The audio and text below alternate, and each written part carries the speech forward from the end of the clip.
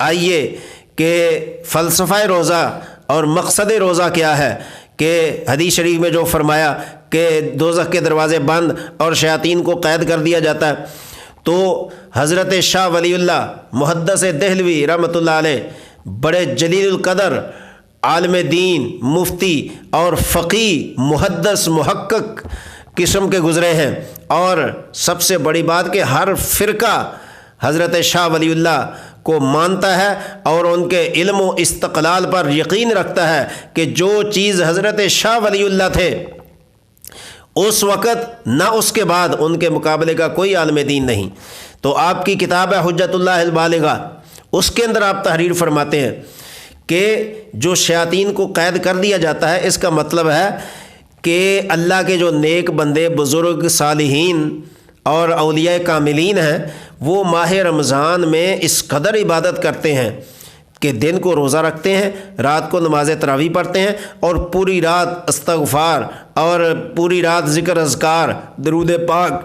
اور اللہ تبارک و تعالیٰ کے ساتھ ہم کلامی میں اور عبادت میں گزارتے ہیں۔ فرمایا کہ ان صالحین کی عبادت کی برکت سے، ان کے جاگنے کی برکت سے، ان کے استغفار کی برکت سے، ان کے نوافل کی برکت سے، ان کے درود پاک پڑھنے کی برکت سے اور اللہ کے قریب ہونے کی برکت سے اللہ تبارک و تعالی ان لوگوں کو بھی ماہ رمضان میں نیکی کرنے کی توفیق عطا کر دیتا ہے جو پورا سال نیکی نہیں کرتے۔ تو کتنی بڑی فضیلت ہے کہ اللہ تبارک و تعالیٰ نے ہمارے لیے شیطانوں کو قید کر دیا، دوزخ کے دروازے بند کر دیے، جنت کے دروازے کھول دیے۔ فرمایا پورا سال یعنی 11 مہینے انسان بخشش مانگتا ہے، 11 مہینے انسان اللہ سے معافی مانگتا ہے، 11 مہینے اللہ سے جنت مانگتا ہے۔ ماہ رمضان جب آتا ہے تو ماہ رمضان کی پکار ہوتی ہے کہ آؤ، جس جنت کو تم 11 مہینے مانگتے رہے آج جنت میں آؤ، جس رزق کو 11 مہینے مانگتے رہے آؤ آج میں رزق دیتا ہوں، جس بخشش کی تمنا 11 مہینے کرتے رہے آج بخشش مانگو، اللہ بخشش عطا کرے گا، مغفرت مانگو مغفرت ملے گی، جنت مانگو جنت ملے گی، دوزخ سے بچنے کی دعا مانگو بچنے کی دعا قبول ہوگی، اللہ کا قرب حاصل کرنے کے لیے مانگو اللہ قرب عطا کرے گا، نبی اکرم صلی اللہ علیہ وسلم کی محبت مانگو محبت ملے گی، قبر کی وسعت مانگو وسعت ملے گی، آخرت کی گھبراہٹ سے بچنے کی دعا کرو وہ ملے گی، حتیٰ کہ خود رب ذوالجلال پوری رات پہلے آسمان پر آ کر اپنی مخلوق کو پکارتا ہے، حل من مستغفرین، ہے کوئی بخشش طلب کرنے والا، حل من رزقین، ہے کوئی رزق مانگنے والا، ہے کوئی بخشش مانگنے والا، ہے کوئی طلب کرنے والا، ہے کوئی عبادت کرنے والا، ہے کوئی میری رضامندی لینے والا۔ اگر اس وقت کوئی مانگ رہا ہو اس کو ہر چیز عطا ہو جاتی ہے۔ تو سامعین،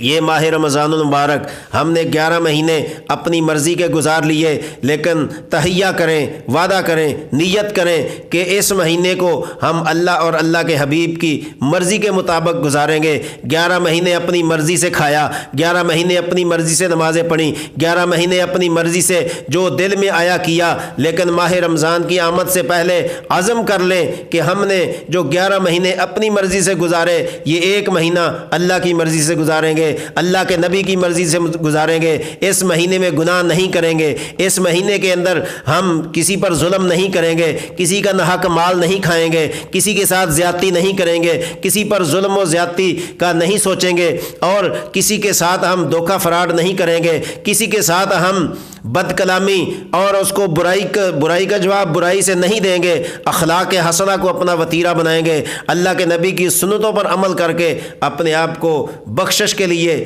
تیار کریں گے، اور ہزاروں لاکھوں انسانوں کی، کروڑوں انسانوں کی ماہ رمضان میں بخشش ہوتی ہے، ہم اپنی بخشش کے لیے پورا سامان مہیا کریں گے۔ تو اس ماہ رمضان المبارک کی قدر و منزلت کو جاننے کے لیے آپ ماہ رمضان کے قریب آئیں، علماء سے سنیں اور بزرگان دین کی محافل میں جائیں، ان سے پوچھیں ماہ رمضان کیا چیز ہے۔ تو جب صحابہ کرام نے ماہ رمضان کے اس قدر فضائل و مناقب سنے تو صحابہ کرام خواہش کرنے لگے کہ اے اللہ کے رسول صلی اللہ علیہ وسلم، یہ مہینہ تو پورا سال ہی رہنا چاہیے کہ پورا سال ہی ہم روزے رکھیں اور اس قدر مغفرت اور بخشش اللہ تعالی ہمیں عطا کرتا رہے۔ تو سامعین، آخری بات کہ اس مہینے کے اندر اللہ تبارک و تعالیٰ نے ایک ایسی رات رکھی ہے جس کو لیلۃ القدر کہتے ہیں۔ لیلۃ القدر کیا ہے؟ سورۃ القدر، انا انزلناہ فی لیلۃ القدر، قرآن پاک کے 30ویں سپارے میں یہ صورت موجود ہے۔ آپ اس صورت کو پڑھیں اور اس کا ترجمہ پڑھیں، اس کی تشریح پڑھیں، آپ کو سمجھ آ جائے گی کہ یہ رات کون سی رات ہے۔ نہایت ہی بخشش اور فضل اور عزت اور عظمت والی رات ہے، اور اس رات کو قرآن کریم نے، اور یہ جو میں نے خطبہ آپ کو سنایا ہے، نبی اکرم صلی اللہ علیہ وسلم نے اس خطبے کے اندر بطور خاص اس رات کا ذکر کیا، اور یہ رات ماہ رمضان کے آخری عشرے میں فرمایا گیا، آخری عشرے میں، اور پھر آخری عشرے کی طاق راتوں میں اس رات کو تلاش کرو۔ تو اس رات کو لیلۃ القدر کہتے ہیں۔ آخری عشرے کی جو 5 راتیں ہیں ان کے اندر اس کو تلاش کرو، کیونکہ آخری عشرہ جو ہے ماہ رمضان کا وہ پہلے 2 عشروں کا سردار عشرہ ہے۔ نبی اکرم صلی اللہ علیہ وسلم کے بارے میں فرمایا، ام المومنین سیدہ عائشہ صدیقہ رضی اللہ عنہا فرماتی ہیں کہ ہم نے عبادت کا وہ جذبہ پہلے 2 عشروں میں نہیں دیکھا جو آخری عشرے میں اللہ کے نبی صلی اللہ علیہ وسلم کو عبادت کرتے دیکھا۔ فرمایا نہ خود سوتے تھے، نہ ازواج مطہرات کو سونے دیتے تھے، کہ یہ